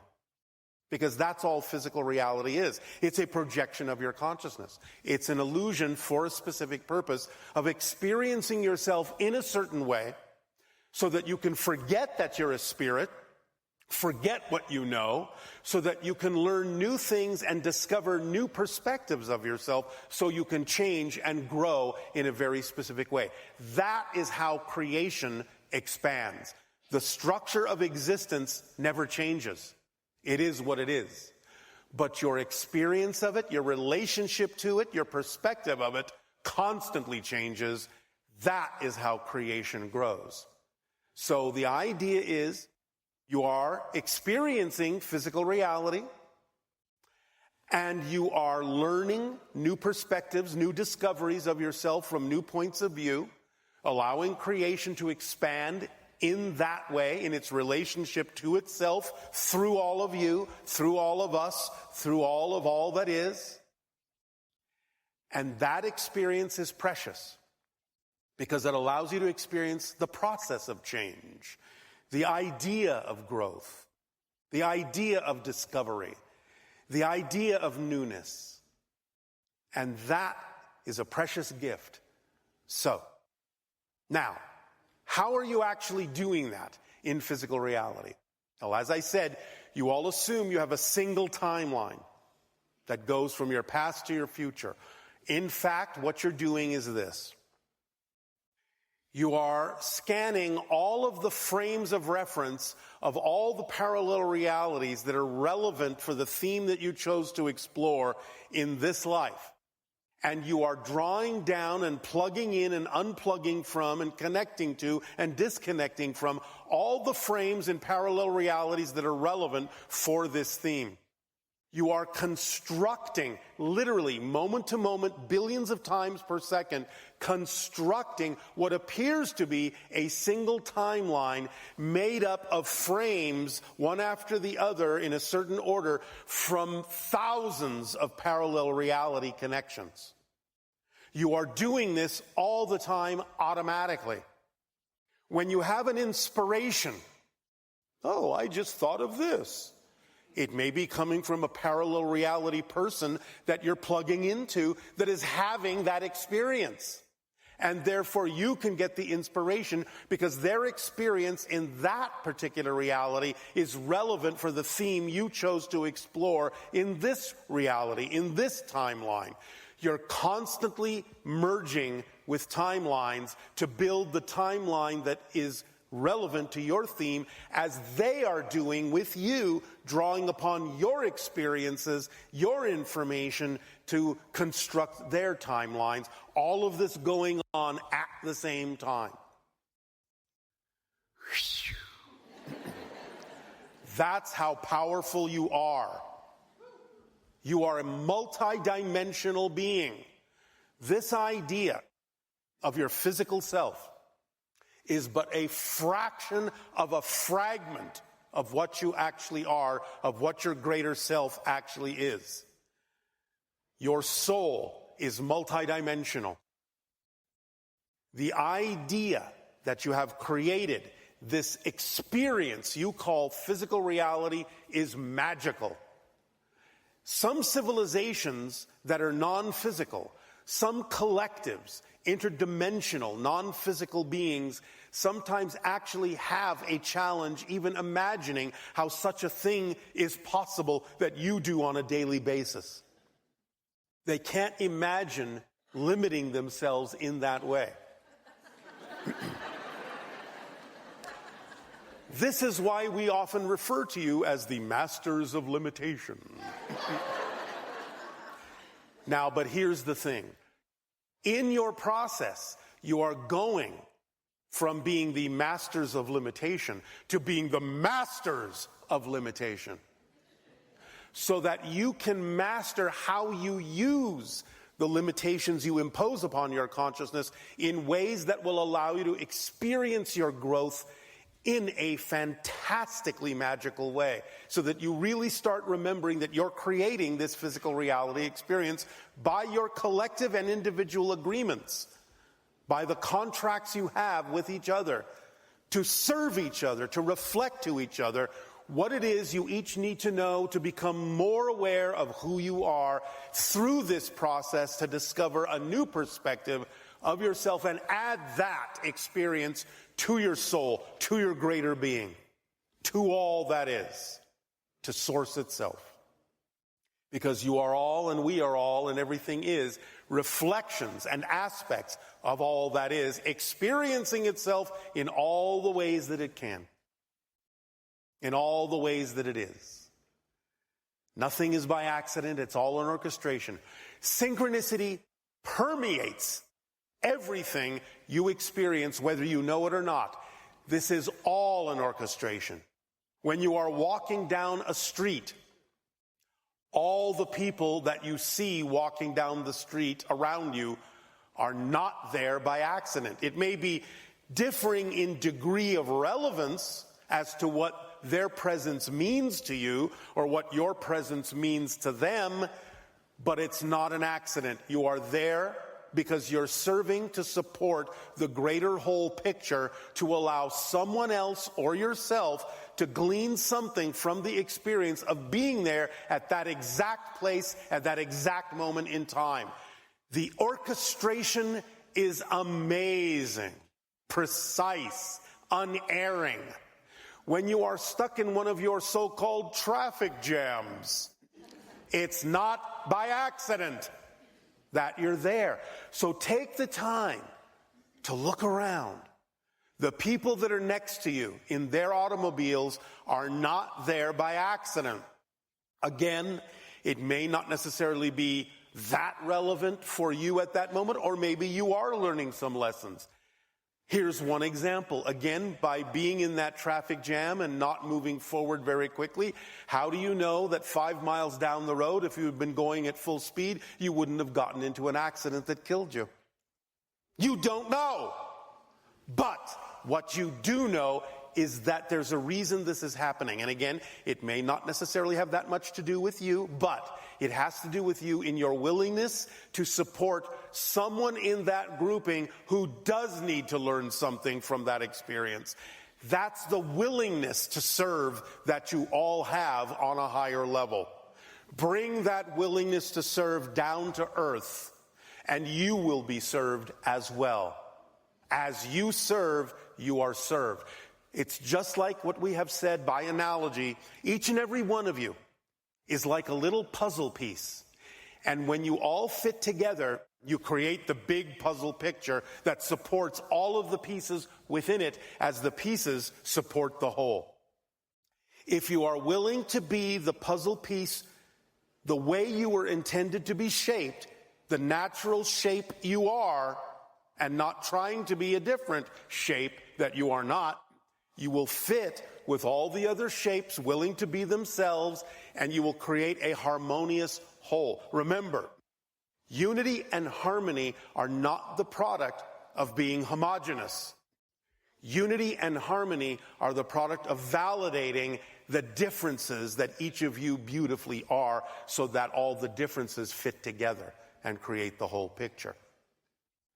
Diversity is the key. So the idea in being diverse as beings, in drawing from the diversity of multiple parallel dimensions of experience and reality to create your path in this life, is what's going on all the time. You are the product of infinite diversity every single moment. Billions of times per second are you redefining yourself. Literally billions of times per second are you going back to zero. Whatever the definition is in the next moment is what your reality is, changing the future and the past. Every single moment, billions of times per second. You are that free to go to zero and redefine yourself every moment.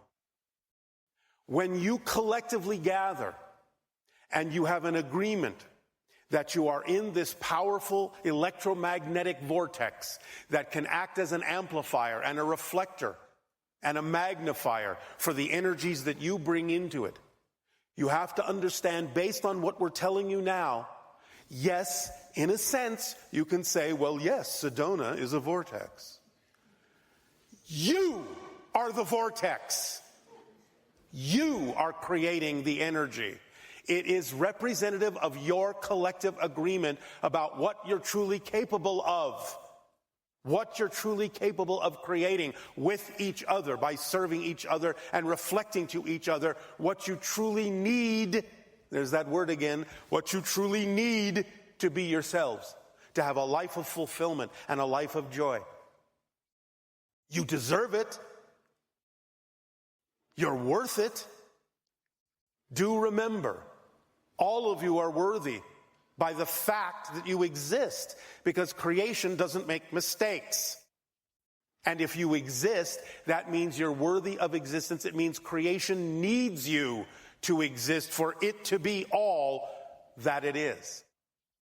Those of you who might have experienced the idea of believing in your lack of worth, you're arguing with creation, and you will never win that argument because you cannot stop existing. So, don't keep pounding your head against the wall. I'm unworthy, I'm not deserving. Because creation will never acknowledge that. Ever. You cannot stop existing. Existence is your natural state. There is no room in non-existence for anything that exists. Non-existence is already full of all the things that will never exist. I'll put it another way. Listen carefully to the definition. Non-existence is its quality. That means non-existence doesn't exist. Existence exists. Non-existence doesn't exist. That's its primary quality, to not exist. So there's nowhere for you to go. You may change your form, but you cannot stop existing. That is your natural quality. It's the quality of existence itself. And what you call, what you experience as unconditional love is just your way of recognizing the actual frequency of existence. That's its core frequency, what you call unconditional love and support. You are constantly, unconditionally supported by existence in whatever way you say is true for you. Fear-based, you're supported in it. Joy-based, you're supported in it. Because the support is what? Unconditional. Look that up in your dictionaries. It means no condition, none, zero. What you say goes. It's in your control. It's in your hands. Your greatest power is the freedom to choose. So choose who it is you prefer to be. Act in the way you prefer to act. Be the living example for others, to give them the option, the choice, the opportunity to see that there may be a more joyful way to live. It doesn't mean they have to buy into it. It doesn't mean they have to match your frequency. But at least give them the choice. Maybe someday they will remember the living example you provided and go, oh, I get it now. I can apply that in my life. Not that they have to. Again, remember, whatever you share when it's appropriate to share, whatever someone else does with that is none of your business. Because you don't know their path. You don't know what they have determined they need to experience to get where they're going. But just give them the option. Give them the choice. Let them decide when and where and how to use it. Remember, there's no rush. There's no hurry. You're all eternal, infinite beings. No hurry. Somewhere, somehow, somewhen, you'll get it. You don't have to get it now, but you can choose to. It's up to you. I guarantee you that when you do, your lives will be a lot smoother, a lot more joyful, a lot more creative, a lot more loving, and a lot more serving of all that is, that allows all that is to reflect that service back to you.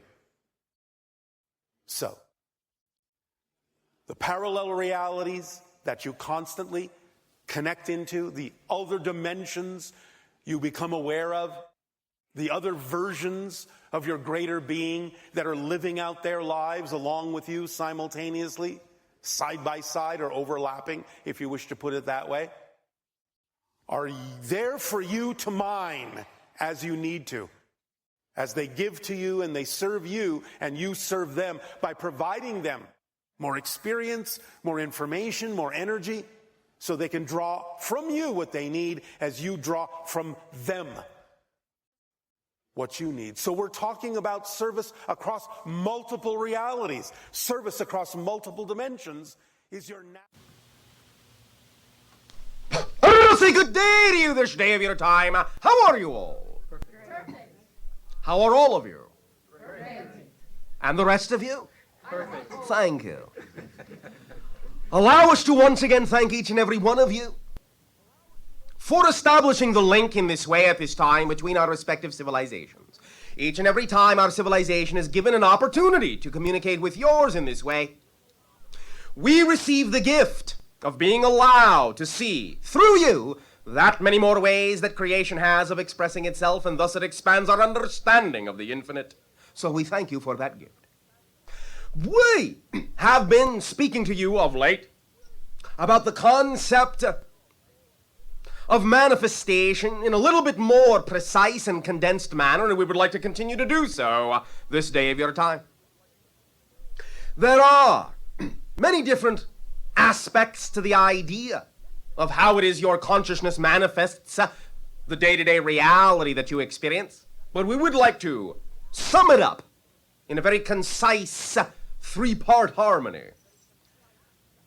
Intention, action, without expectation, is the major key by which you create your reality.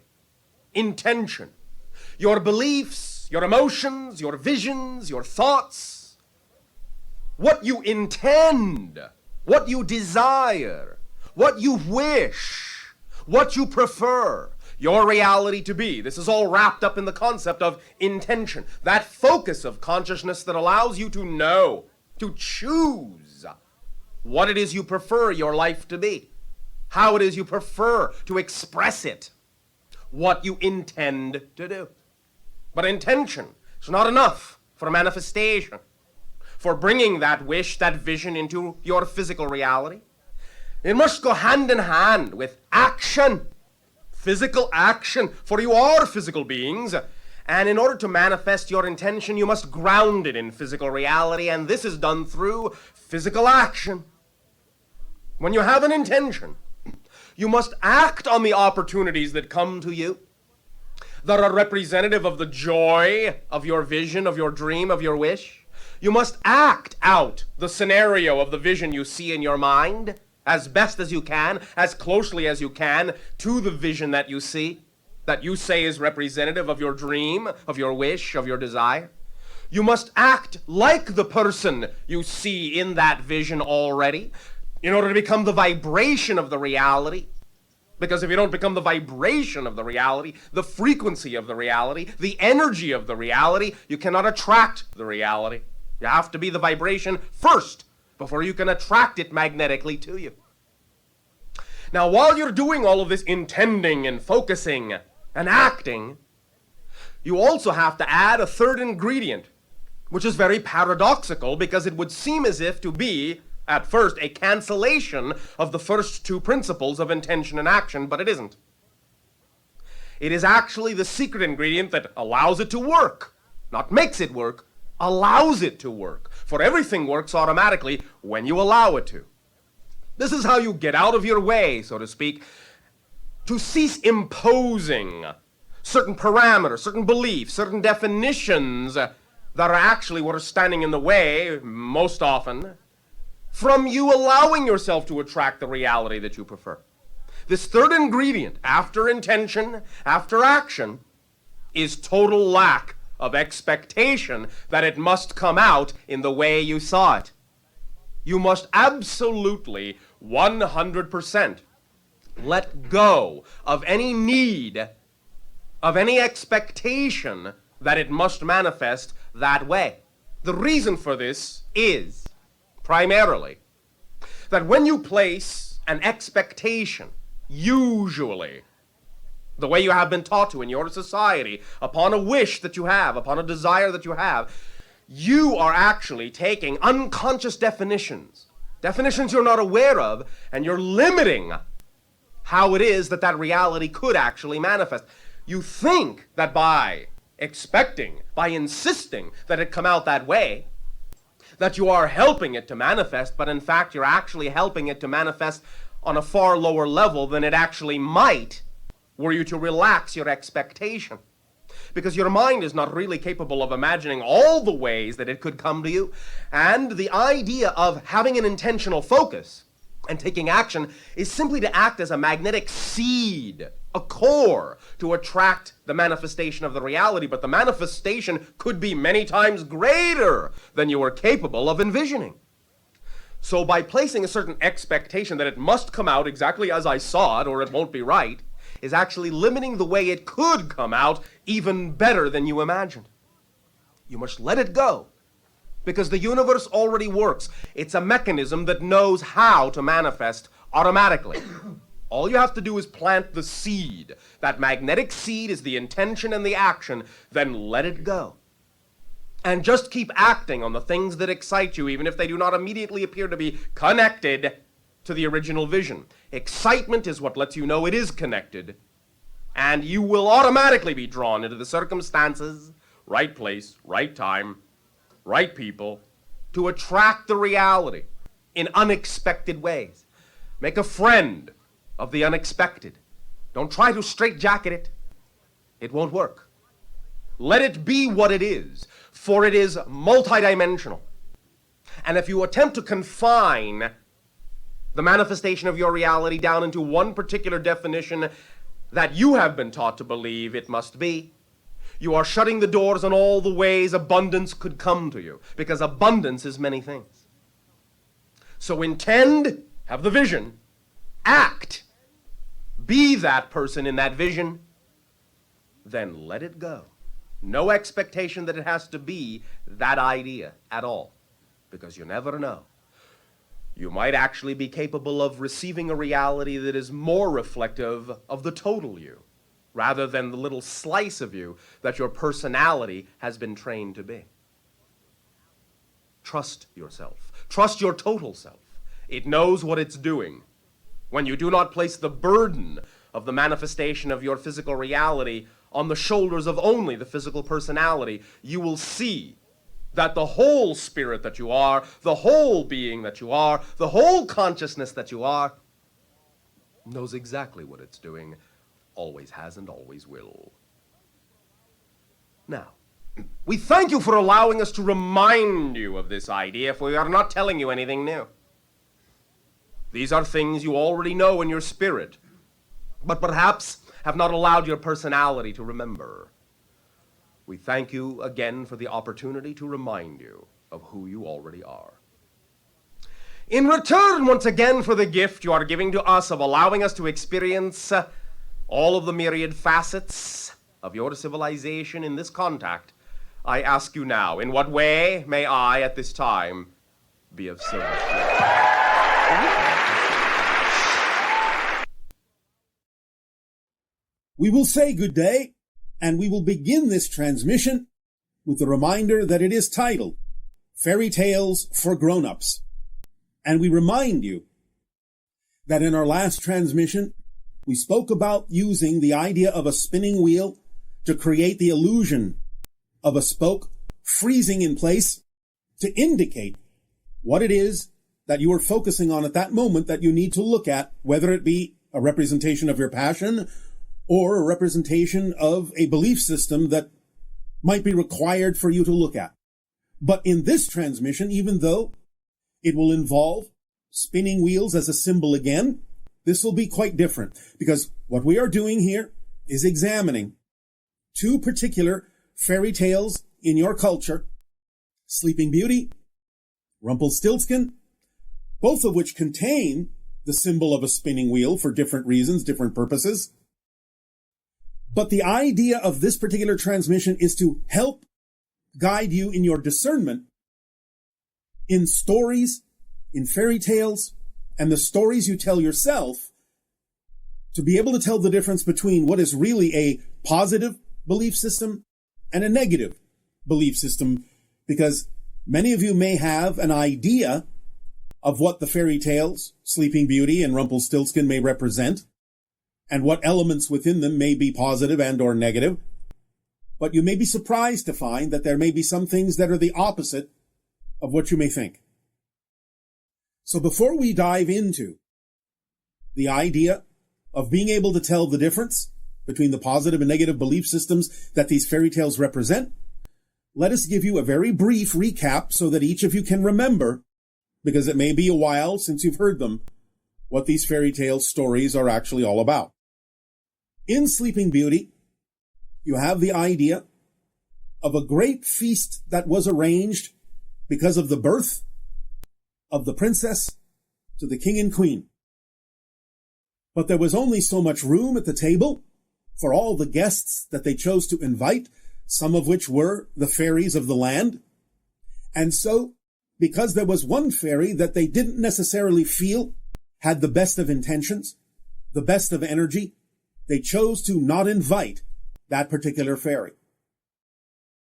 But that particular fairy heard about the feast nevertheless, and showed up at a point where many of the other fairies had already bestowed their magical gifts upon the princess, except for one. And so, upon her arrival, this fairy, being very offended at not being invited, chose to put a curse upon the princess, and said that on her 16th birthday, she would prick her finger on the needle of a spinning wheel and die. Now, everyone was very distraught, of course, at this, and after that fairy left, the final fairy, who had not yet bestowed her gift upon the princess, could only bestow just enough to change the curse to the point where the princess would not die, but would simply fall asleep until such time as someone would come along and with a kiss awaken her. That is the basic gist of Sleeping Beauty. Rumpelstiltskin, a little bit different. Where a poor man had a daughter, and it was time for this man to pay taxes, but not having the money, the poor man promised his daughter to the king instead, promising that she had the magical ability to spin straw into gold. Well, the king could not pass this up, and so he took the daughter to the castle and locked her in a room with straw and a spinning wheel and said, "If you will spin this straw into gold, you will gain your freedom and I will marry you." Now, the princess in that sense, or the girl, not yet a princess, was beside herself because she had no ability whatsoever to spin straw into gold. Nevertheless, at some point, the door creaked open, and a little elemental man named Rumpelstiltskin came into the room without revealing his name and said, "I can help you. I can spin this straw into gold. But what will you give me in return?" And so the princess had some jewelry. She handed over. The little man accepted and got about spinning the straw into gold. The next day, when the king arrived, he was astonished to see a room full of gold instead of straw. But now the king got a little bit greedy and said, "All right, well, I'm not going to free you yet, not going to marry you yet. I'm going to put you in another room with more straw that you will spin into gold." And so again, the girl was distraught, but once again the little man showed up and said, "I will do this for you again, but what will you give me?" And again, the girl only had at this point left her ring, which she gave to the little man, who then set about spinning the straw into gold. And again the next day, the king was astonished to find even more gold than before. And being a little bit greedy still, said, "All right, well, you have to do this one more time to prove your worth. And so I will now fill the room with straw, which you will spin into gold." And so again, the girl was very distraught. And the man showed up, but the girl said, "I have nothing left to give you." And so the little man thought about it and said, "You do, for when you marry the king, you will bear a child, and it is the child that you will give to me." Being desperate, the girl agreed. And so the little man spun all of the straw in the room into gold, And the next day the king showed up and was absolutely amazed at a room full of gold, and on the spot freed the girl and promised that he would marry, and so they did. And as time went by, the girl had a child that she loved dearly. And one day, once again, the little man showed up and said, "It is time to honor our agreement. You must give me your firstborn child." Now, the girl had grown very, very fond of this child and did not want to do that. The little man insisted, "You must. It is our agreement." And so he said, "I will go away and come back, but at that time, you must say goodbye to your child, for I will take it." Now the girl thought about what to do and thought and thought and thought. And the little man had said before he left, "There is only one way that you can break this agreement, and that would be if you can guess my name." And so the girl thought and thought and thought of all the names she could think of, and had many different servants go throughout the land and collect all the names she could think of. And she looked at the list and thought, none of these seemed to be the kind of name that this little man would have, this elemental being, this elemental spirit. I am at a loss. Until she thought, I will have one servant go and find him and spy on him, and perhaps he will learn something. And so she sent her servant out into the woods. Eventually, the servant was able to track down the little man, who was dancing in a glade and singing a song in which he revealed his name to be Rumpelstiltskin. And so he went back to the queen and said, "This is his name." And so when the little man showed up again, he said, "Have you guessed my name?" And she said, "Is it this and is it that?" toying with him, for she knew his name. And he said, "No, no, you owe me the child." And finally she said, "Is it Rumpelstiltskin?" And in a fit of rage, the little man disappeared, for she had guessed his name and broken the vow, and was able to keep the child and live happily ever after. Now, in these two stories, there are many different kinds of things that here and there may be positive and negative on their own. But if we examine the concept, first of all, of Sleeping Beauty, while it may seem to be a positive ending, a positive outcome, the prince comes along and kisses her, she awakes, and they live happily ever after, there are many different symbols in here that actually turn this story into something quite different. First and foremost, the idea being that in the original feast, when the child was born, not inviting that particular fairy is symbolic and representative of the invalidation of a negative belief. And because the negative belief was invalidated, then in a sense it amplified and bounced back with the idea of the curse. Now the curse was mitigated by the final fairy into nothing more than a slumber. But this is simply indicative of the fact that you always have an indestructible core. And no matter how many fear-based or negative beliefs that you may invalidate within you or give energy to, you will always have the ability to mitigate them, to soften them out by remembering that they are just beliefs. And they have no real ultimate power until such time as you decide that they do. And so when Sleeping Beauty found the spinning wheel, regardless of the fact that they had tried to destroy all the spinning wheels in the kingdom, she found one hidden away, pricked her finger, and fell into a long slumber. And in fact, in the story, everyone in the kingdom fell asleep for 100 years. Until such time as 100 years later, with no one aging while they slept, a prince came along, kissed her, woke her up, and she lived happily ever after.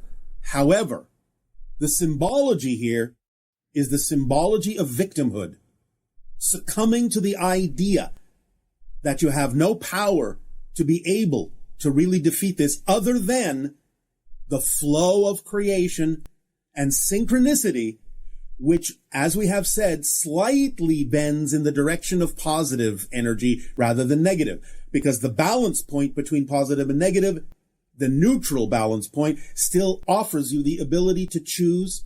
And if there is nothing else that you do, because the universe then, creation then, is slightly more positive than negative, you will simply start to drift toward the positive. And this is what has happened in this story, is that as she slumbered, there was no actions taken, nothing that could be done until such time, 100 years later, that the flow of creation and synchronicity finally attracted the prince, who then allowed her to awake. But you see, the real symbology here is that, in a sense, Sleeping Beauty died and had to be awoken into a different plane of existence, into a different reality, the spirit realm, than to live happily ever after. So in a sense, the tale of Sleeping Beauty, while it may have bits and pieces that are positive and negative within it, overall is a tale of victimhood and the succumbing to the idea of needing to be rescued and not taking any actions in order to be able to rescue yourself, but only relying on nothing more than the flow of creation and synchronicity to pull you out of it, but not having lived that life at all, and having to go on to another plane of existence in order to continue to experience the idea of your happiness. Whereas Rumpelstiltskin, while having, again, what seems to be many negative aspects to it, the girl is sold off by her father, the girl is trapped in the castle, the girl is forced to do things she's not able to do, the girl is forced to give up things in order to transform in a way that will free her, by relying on the little man, the elemental being, to spin the straw into gold. Nevertheless, even though she may have in some sense exhibited victimhood throughout the story to a certain degree, at a certain point she took charge. She ordered her servants to go find names. She ordered her servant to find the little man and find out his name. In other words, what this represents is the identification of the fear-based belief. She was able to identify it literally by finding the little man's name. And in finding the name, in identifying the fear-based belief and bringing it into the light of her consciousness, she was able to break free from that and let it go and truly take the actions that were required to keep her child, to be the queen, to be free, and to truly live happily ever after by her own actions. Therefore, the overall tale of Rumpelstiltskin, no matter how many negative elements it may have contained, is a positive outcome based on her ability to be self-reliant, self-activated, and actually identify and release the fear-based belief that had beset her up to that point. So within these kinds of stories, and within the stories you may tell yourselves about who you are, what you believe to be true about yourselves in life, while sometimes you may think certain things represent a positive idea, they may actually represent a negative one in the sense of feeling like you must be rescued and you can't do it yourself. That is disempowerment. Whereas, no matter how negative things may seem up to a certain point, the acceptance of your own power and the willingness to investigate those fear-based beliefs will always bring you the information you need to divest yourself of them and truly create by your own actions the freedom that you deserve in life. To claim your own true birthright, to be who you truly are. So, let yourself discern more clearly when you tell yourself stories about yourself which is truly positive and which is truly negative, so that you can always have the ability to be active in your self-investigation, to know yourself, become transparent to yourself, and free yourself with the truth of who you really are.